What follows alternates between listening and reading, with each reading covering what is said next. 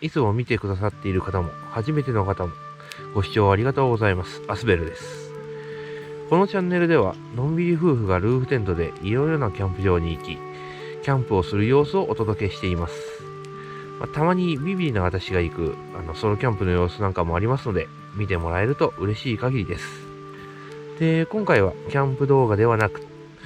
ルーフテントについてお話ししようかなと思います。早いものでいつの間にかルーフテントを購入して約2年が経っていましたので、今まで感じたルーフテントのメリット、デメリットなんかを私アスベルの主観のもとお伝えできればなと思います。これからルーフテントを購入しようかなと思っている方にも参考になるかと思いますので、最後までご視聴いただけると嬉しいです。この動画を見ることでルーフテントってこんな感じなんだなっていうことが分かっていただけるかと思います。ということで始めていきましょう。ルーフテントのメリット5つとデメリット5つをご紹介しようと思います。まず、良い点その1。ルーフテントは設営撤収が楽。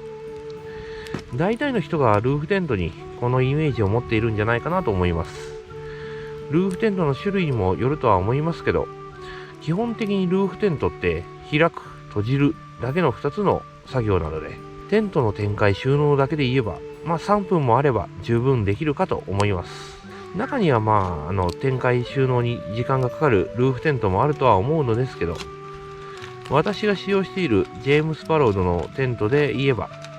慣れている人なら3分もあれば展開も収納もできると思います。ただし、サイドオーニングとかキャンプ道具を設置したりするのは、普通のテントと同じぐらい時間はかかりますので、収納が早くできるからといっても、キャンプ道具を収めるのには時間がかかりますので、時間ギリギリまでのんびりしていると、退出時間に間に合わないなんてこともありますので、お気をつけください。とはいえ、最近はワンタッチテントとかもあって、ルーフテントじゃなくても、すぐに展開できるテントは結構あるんですけどね。良い点その2。安心して寝られる。ルーフテントは文字通り車の上にあるので、普通のテントと違って地面を張っている虫なんかはなかなかテントに入ってくることはないです。夏場や秋のキャンプは本当に虫が多いです。焚き火していたら、すぐそばにムカデがいたとか、設営した場所にアリの巣があってアリがめっちゃいるなんてこともあるんですけど、そういったハウ系の虫がテントに入ってくることはまずないと思います。少なくとも今のところ私は経験したことがないです。あと鹿とかの野生動物が来てもルーフテントにいればある程度心の安心を保ったまま寝ることができると思います。熊とかの大型野生動物はどうしようもないかもしれませんけど、そこそこの動物ならルーフテントだと安心だと思います。とはいえ、タープ泊とか憧れがあるんで、いつかずっとやってみたいんですけどね。良い点その3。荷物が減る。単純にテントを持っていかなくていいので、テント分の荷物が減るということです。あとルーフテントにもよるとは思いますけど、ルーフテントを閉じた時に内部に空間があって、そこにキャンプギアを入れることもできるので、毎回使うキャンプギアなんかをルーフテントの中に収めておくってことも可能です。私の場合はサイドオーニングつけるウォールとかはしごなんかを入れてるので、他に物を入れるスペースというのはちょっとないんですけど、良い点その4。旅行とかでホテルを取らなくても快適に睡眠ができる。ルーフテントを載せているので、車が行ける場所ならどこでも寝ることができます。もちろん許可が下りないような場所とか禁止されているような場所ではできないんですけど、RV パークや車中泊可能な道の駅なんかを泊まりながら旅行することもできます。ジェームズ・バロードのテントにはウレタンマットがついてるんで、テントっていうよりも寝室に近い感じで睡眠が取れると思います。起きた時に体が疲れているってことはないんじゃないかなと思います。なので快適な旅ができます。ちなみに車中泊とどっちがいいかってよく聞かれるんですけど、個人的にはどちらもいいかなと思ってます。ルーフテントの前は車中泊してましたけど、車中泊も個人的には好きなので、車の中を快適空間にしてると、それこそね、どこに行っても、どこでも寝れますから。ただね、ちょっと今思うと、暖かさで言えば車の中の方がね、寒かったような気がします。それと、車中泊するならそれなりに広い車じゃないと、ちょっときついかなと。足が伸ばせなかったり、物があって寝返りが打てなかったりとかっていうのがあるんですけど、ルーフテントの場合はね、大概の、車種に取り付けることができて、寝る空間を確保されているので、荷物がいっぱいになっている車でもテントで寝ることができるのは利点ではないかなと思います。良い点その後、テントからの眺めが良い。車の上にテントがあるので、一段高いとこから景色が見ることができます。混んでるキャンプ場とかで他の方のね、テントが景色を遮って見えないような状態もあるんですけど、ルーフテントなら遮るもののない一段高いとこから景色を見ることができますんで、綺麗に景色が見えると思います。あとお祭りや花火なんかを、駐車場に車止めてテント開いておけば、小さいお子さんや背の低い方でもテントの上からね、そういうのを見たりすることもできると思います。人垣の上から見ることができるんで、見えなくて残念だったなんてことはないと思います。私はちょっとまだね、できてないんですけど、ねぶた祭りや花火大会で使用したっていう話も聞いたことがあるんで、ちょっといつかやってみたいなとは思ってます。っていうのが良い点5つという感じでした。で、次からちょっと2年間使ってきて、って思う、悪い点というほどのもんではないんですけど、悪い点5つを紹介しようと思います。悪い点その1、キャンプ場を選ぶ。ルーフテントはね、車の上に乗っかっているテントなんで、当たり前なんですけど、テントを設営するには漏れなく車がついてきます。なので、車が入れるキャンプ場、オートサイトじゃないとね、持っていけないっていう。サイトとね、駐車場が離れてると、寝るために駐車場まで行かなくちゃならなくなるんで、なので、乗り入れ不可なキャンプ場や、オートサイトがないキャンプ場ではなかなか難しいんじゃないかと思います。あと、オーニングつけてると、サイトのね、駐車場のスペースが右か左かで、車の駐車する向きを考えないといけないのもちょっと面倒な時があります。サイドオーニングつけてると、オーニング広げないと、はしごつかないので、駐車した向きがね、逆だったら、やり直しなんてこともあるんですけど、ちなみにジェームス・バロードから、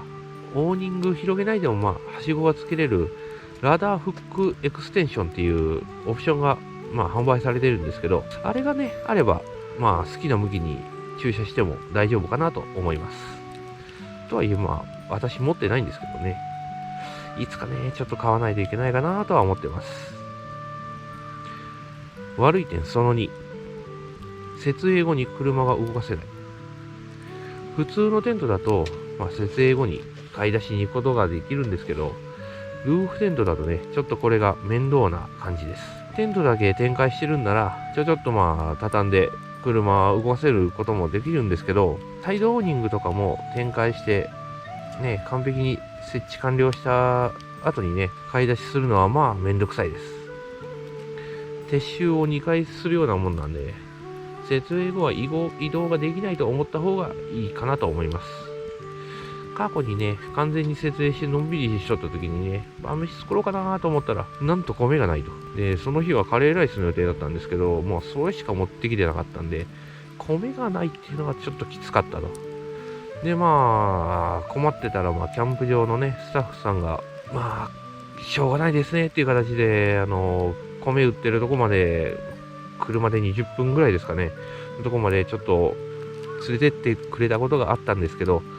いやほんとね、その説は大変にお世話になりました。ほんとね、助かりました。おかげで楽しいキャンプも過ごせたし、美味しいカレーライスも食べれたんですけど、なんでね、設営後は車はね、簡単に動かせないと思った方がいいと思います。動かすにしても、撤収するぐらいの気概がないと動かせないと思ってください。車に自転車とかね、乗せてる場合であれば、設営後でもその自転車でね、いろんなとこに行ったりすることは可能だと思いますけどね。悪い点その3、車高が高くなる。車の車高問題。これはルーフテントにはね、切っても切れない問題だと思います。私で今ラブ4の車高が1690ミリ。1.69メーターで。で、ルーフテントを乗っけた後が約、2090ミリ。2.09 メーターですね。なんとか 2.1 以下には抑えている状況なんですけど、立体駐車場とかの高さ制限ある駐車場がだいたい2メーターから 2.3 メーターぐらいで、一番多いのは2.1 メーターぐらいだと思います。私の住んでる地域のね、立体駐車場は、大体がもう 2.1 メーターっていうのが制限が多いです。で、これをオーバーしてしまうと、何が起こるかっていうと、買い物に行くのも非常にね、不便になります。平面駐車場か2.2 メーター以上の限られた場所にこう行くということになりますんで、いつも行く場所が高さ制限のない平面駐車場とかならね、問題はないとは思うんですけど、利用する場所によってはちょっと高さ制限っていうのが大きな問題となってくると思います。ルーフテントのね、高さ問題はルーフテントの厚みとキャリアの高さが必ず加算されますんで、ルーフテントの購入を考えている人は、その辺よく調べた上で購入をした方がいいかなと思います。じゃないと、ルーフテントを購入した後で、普段使いができなくなったとか、いつもの感覚でお店の立中に入ったらテントぶつけたよなんてことになったらね、もう最悪なんで、ルーフテントの購入を考えている方は、自分の車の車高プラス購入を考えているルーフテントの厚み、プラスキャリアの高さっていうのを十分に考えてから購入することをお勧めします。私もね、購入前には車高について本当に悩んで、2.1 メーター以上になった場合、もう車庫上を入れて車高を下げる予定でしたからね。本当 2.1 メーター以内に収まって本当に良かったと思います。悪い点その4、洗車に手間がかかるようになる。車の屋根部分がね、洗いにくくなります。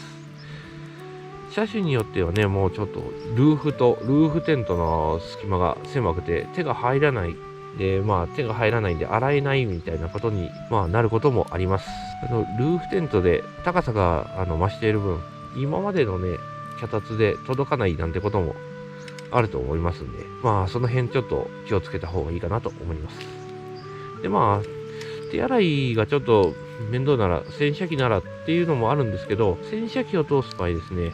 そもそもルーフに物があったらできない洗車機とか、高さ制限でできないっていう洗車機もあります。洗車機を通すことができても、大体ですね、装備品でキャリアとか、ルーフ回避のボタンを押してから洗車することになると思うんですけど、これがですね、私の家の近所にルーフ回避する洗車機があって一回通してみたんですけど、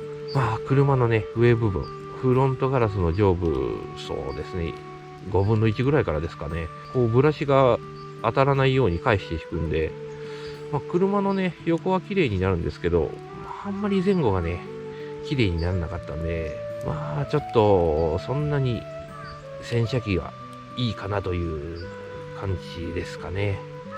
ですね、ルーフテントを乗せるとですね、ちょっと洗車が、手洗いがちょっと面倒に